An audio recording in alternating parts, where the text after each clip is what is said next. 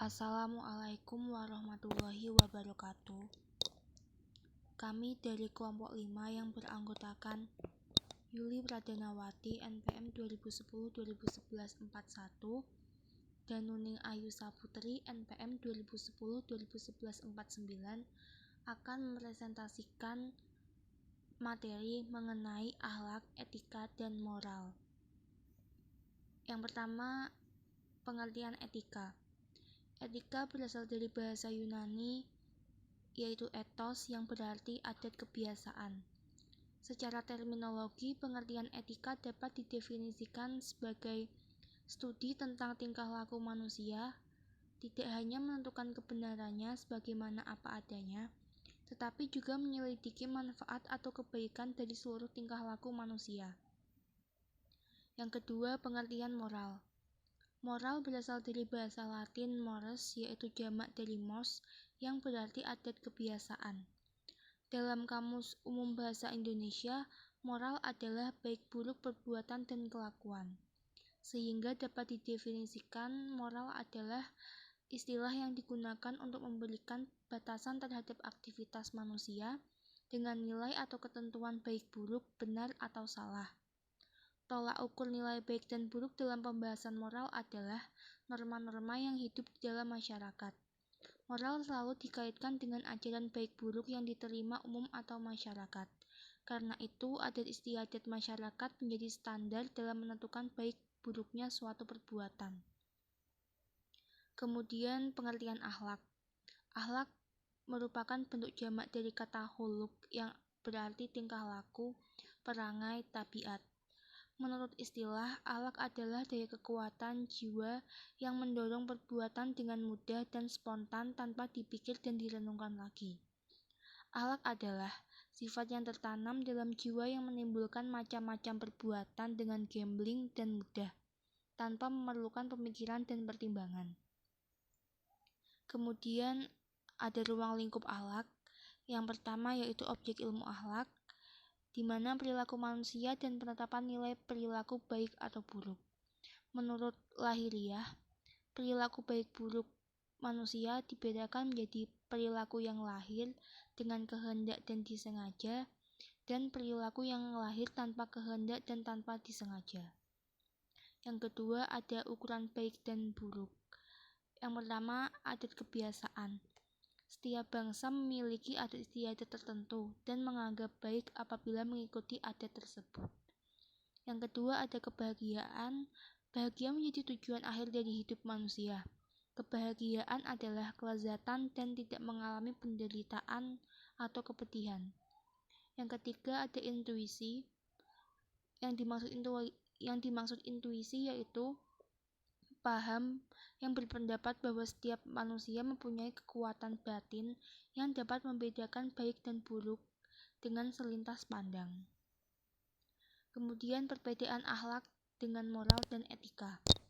Standar baik dan buruk akhlak berdasarkan Al-Quran dan Sunnah Rasul, sedangkan moral dan etika berdasarkan adat istiadat atau kesepakatan yang dibuat oleh masyarakat. Standar nilai moral dan etika bersifat lokal dan temporal, di mana hanya berlaku pada tempat tertentu dan sifatnya sementara.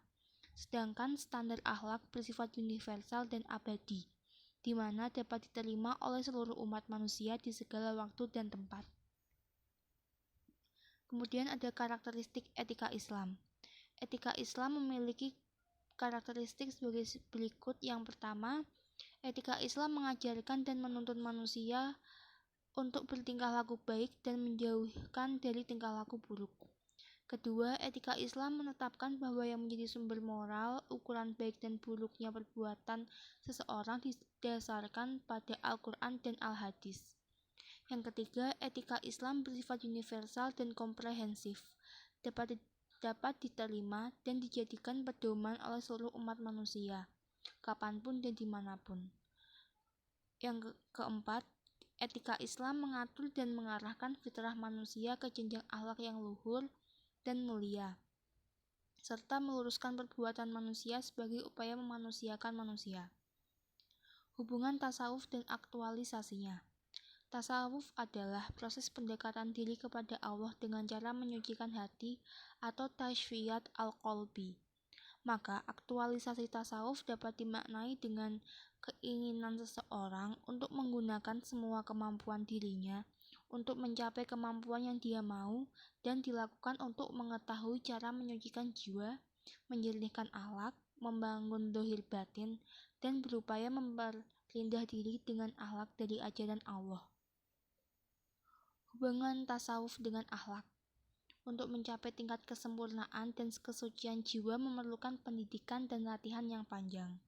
Sehingga untuk berada di hadirat Allah dan mencapai tingkat kebahagiaan yang optimum, manusia mengidentifikasi eksistensi dirinya dengan ciri ketuhanan melalui pensucian jiwa yang bermula dari pembentukan pribadi yang bermoral paripurna dan berakhlak mulia. Sehingga hubungan tasawuf dengan akhlak menjadi sangat penting dan erat karena keduanya saling mendukung satu sama lain. Sumber akhlak dan aktualisasinya dalam kehidupan. Sumber akhlak sebagaimana keseluruhan ajaran Islam yaitu Al-Quran dan As-Sunnah. Aktualisasi akhlak, yang pertama ada akhlak kepada Allah, seperti beribadah kepada Allah, berzikir kepada Allah, berdoa kepada Allah, tawakal kepada Allah, tawaduk kepada Allah, berhusnuzon kepada Allah. Yang kedua ada akhlak kepada keluarga. Contohnya seperti memuliakan dan menghormati kedua orang tua, mendoakan kedua orang tua, bersikap baik kepada kedua orang tua, berkata lembut, dan menyayangi kedua orang tua. Yang ketiga ada akhlak kepada diri sendiri, seperti sabar, yaitu perilaku sebagai pengendalian nafsu dan penerimaan terhadap apa yang menimpanya. Kemudian syukur, yaitu sikap berterima kasih atas nikmat yang telah diberi oleh Allah. Yang ketiga ada tawaduk, yaitu rendah hati dan selalu menghargai siapa saja yang dihadapinya. Yang keempat ada akhlak kepada sesama manusia, seperti menciptakan ukhuwah atau persaudaraan, menumbuhkan sikap ta'awun atau saling tolong-menolong, suka memaafkan kesalahan orang lain, dan menepati janji yang telah dibuat. Sekian presentasi dari kelompok kami. Apabila ada salah kata kami mohon maaf. Akhir kata, wassalamualaikum warahmatullahi wabarakatuh.